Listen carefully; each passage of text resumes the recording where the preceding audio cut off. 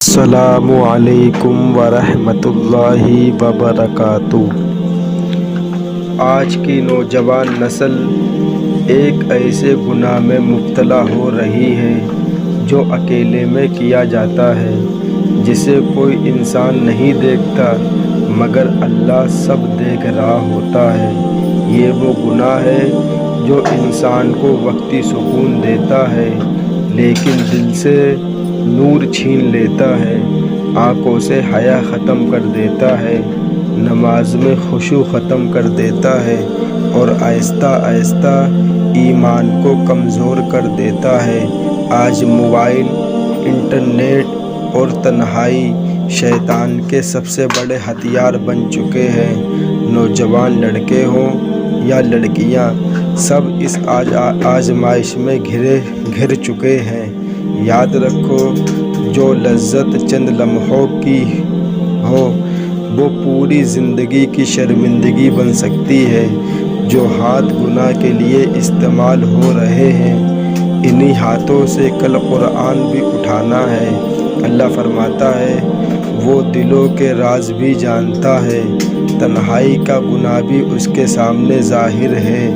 ابھی بھی وقت ہے، دروازہ کھلا ہے، توبہ کر لو، نظر کی حفاظت کر لو، روزہ رکھ لو، نماز کی پابندی کرو اور یہ دعا کثرت سے پڑھو۔ اللہم انی اعوذ بک من شر نفسی ومن شر الشیاطین۔ اے نوجوان، تم کمزور نہیں ہو، تم شیطان کے غلام نہیں ہو، تم امت محمد ہو۔ آج عہد کرو تنہائی میں بھی اللہ سے ڈرنے کا، اور اللہ ہمیں پاکیزگی، حیا اور مضبوط ارادہ عطا فرمائے۔ اب آپ کے یہ نہیں سمجھ میں آیا ہوگا کہ ہم نے کس گناہ کی بات کی۔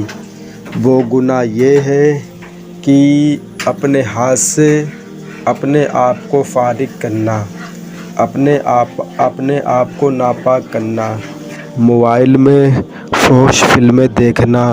یہ وہ سنگین گناہ ہے کہ انسان دنیا کے سامنے بہت سیدھا نظر آتا ہے، نماز پڑھتا ہوا نظر آتا ہے، قرآن پڑھتا ہوا نظر آتا ہے، روزے رکھتا ہوا نظر آتا ہے، ماں باپ کے ساتھ اچھا سلوک کرتے ہوئے نظر آتا ہے، اور دنیا کہتی ہے کہ یہ نوجوان بہت اچھا ہے، یہ نوجوان بہت نیک ہے، یہ نوجوان اپنے ماں باپ کی خدمت کرتا ہے، یہ نوجوان اللہ نبی کو ماننے والا ہے۔ لیکن وہی نوجوان جب تنہا ہوتا ہے، اس کے پاس کوئی نہیں ہوتا ہے، تب وہ موبائل میں گندی فلمیں دیکھتا ہے۔ یہ ہے تنہائی کا گناہ، اور یہ وہ گناہ ہے جو ہمارے اعمال کو برباد کر دیتا ہے۔ اس سے کیا ہے کہ ہم دنیا کو دھوکہ دے رہے ہیں۔ ہم دنیا کے سامنے بہت اچھے نظر آتے ہیں، سب ہماری تعریف کرتے ہیں ماں باپ کہ میرا بیٹا بہت اچھا ہے، لیکن وہی بیٹا تنہائی میں اتنا سنگین گناہ کرتا ہے جو ہمارے ایمان کو کمزور کر دیتا ہے، نماز کی لذت کو ختم کر دیتا ہے، اور نماز کی خضوع جو دل میں ایک سکون ملتا ہے نماز پڑھنے کے بعد، وہ چیز ختم کر دیتا ہے وہ گناہ۔ تو کتنے نوجوان، کتنی نوجوان لڑکیاں اس گناہ میں مبتلا ہیں۔ صرف لڑکے ہی نہیں، لڑکیاں بھی مبتلا اس گناہ میں ہیں۔ بہت سی لڑکیاں ہیں جو یہ کہتی ہیں کہ ہمیں فحش فلمیں دیکھنے کی عادت پڑ گئی ہے، ہم اتنی بار توبہ کر چکے ہیں لیکن یہ عادت ہم سے نہیں چھوٹتی۔ اور کتنے نوجوان اس گناہ میں مبتلا ہیں۔ تو میرے بھائی، اگر کبھی ہو جائے تو فوراً اللہ کے سامنے گڑ گڑا کے توبہ کر لیں۔ اللہ غفور الرحیم ہے، اللہ معاف کرنے والا ہے۔ تو میرے بھائی، یہ بہت خطرناک اور بہت سنگین گناہ ہے۔ اس گناہ سے ہمیں اپنے آپ کو کیسے بچانا ہے؟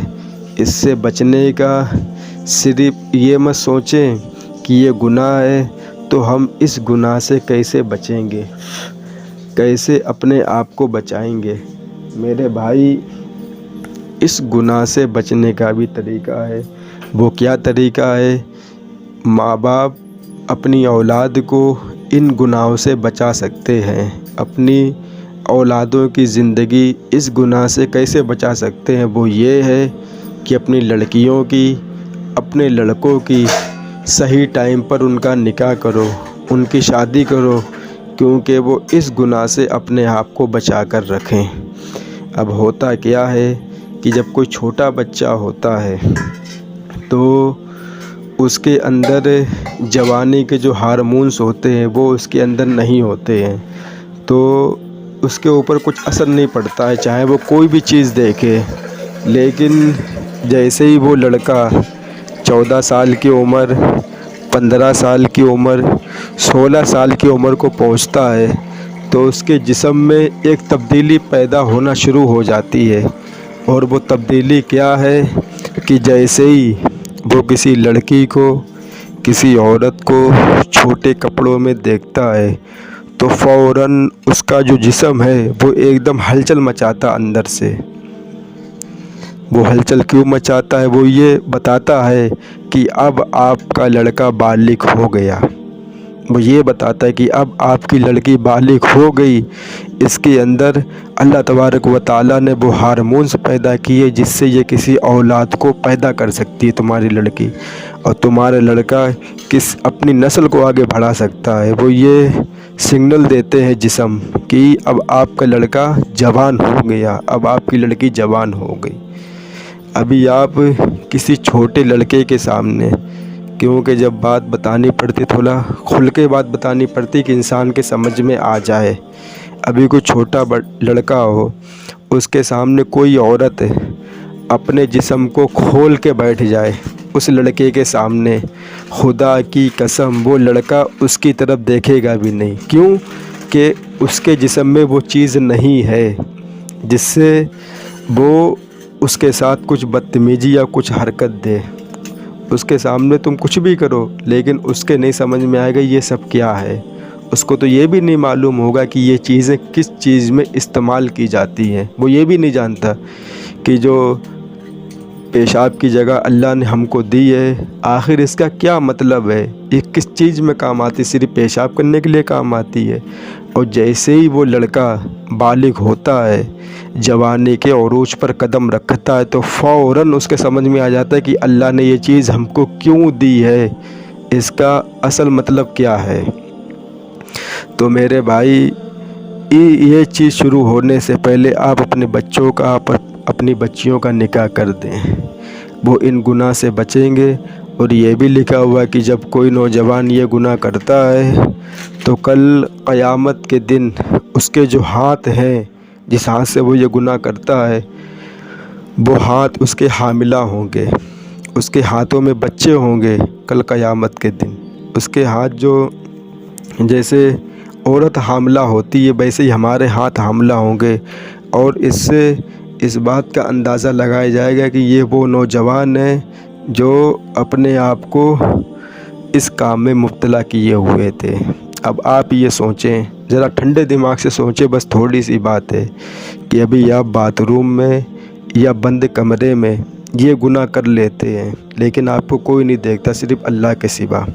اللہ تو ہر چیز دیکھنے والا ہے، نہ تو آپ کی بیوی نے دیکھا آپ کیا کر رہے، نہ تو آپ کے ماں باپ نے دیکھا، لیکن جب کل قیامت کا دن ہوگا تو پوری نو انسانی، پوری دنیا کے لوگ وہاں پہ موجود ہوں گے، اور جب وہ تم کو یہ دیکھیں گے کہ میرا بچہ دنیا میں اس کام میں مبتلا تھا تو کتنی شرمندگی محسوس ہوگی ماں باپ کو کہ ایسے تو یہ بہت سیدھا نظر آتا تھا، نمازیں پڑھتا تھا، قرآن پڑھتا تھا، لیکن آج میرا بچہ ان گناہوں میں مبتلا ہے۔ تو میرے بھائی، 99-90% لڑکیاں اور لڑکے اس گناہ میں مبتلا، لیکن ماننے کو کوئی تیار نہیں ہے، کوئی ماننے کو تیار نہیں ہے کہ ہم اپنے بچوں کا نکاح کریں اور میرے بچے اس گندے خطرناک گناہ سے اپنے آپ کو بچائیں۔ یہ تبھی بچا سکتے ہیں جب ماں باپ ٹائم پہ اپنی لڑکیوں کا نکاح کریں گے۔ اللہ تعالیٰ سے دعا ہے اللہ تعالیٰ ان باتوں پہ ہم سب کو عمل کی توفیق عطا فرمائے۔ وآخر دعوانا والحمد للہ رب العالمین۔